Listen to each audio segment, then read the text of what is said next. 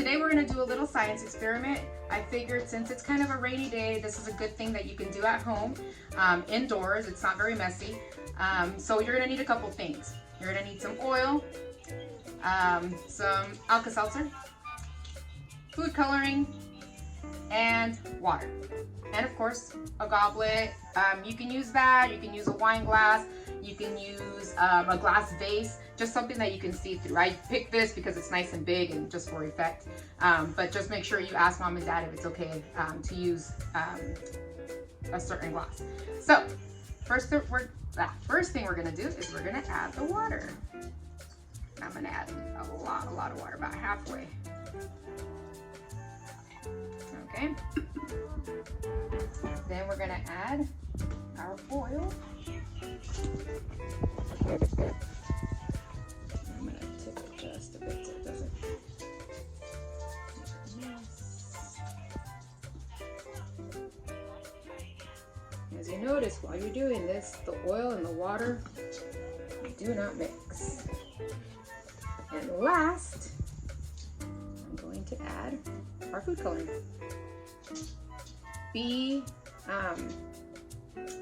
Go ahead and use it. Use a lot. I'm going to use like 15, 20 drops because it looks pretty cool. A couple more drops. And you'll notice those will sink down to the bottom. Sometimes they'll float like that one bubble, but they'll start floating down to the bottom. And then last but not least, our Alka-Seltzer. Don't just drop it in from a pipe. Place it in and let it slowly go down on its own.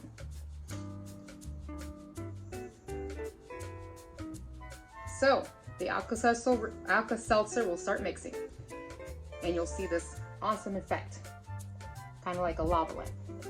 So what's going on? Well, as you notice, the oil and the water don't mix. The Alka-Seltzer tablet reacts to the water to make carbon dioxide gas. These bubbles attach themselves to the colored water and cause them to float to the surface. When the bubbles pop, the color sinks back to the bottom of the bottle.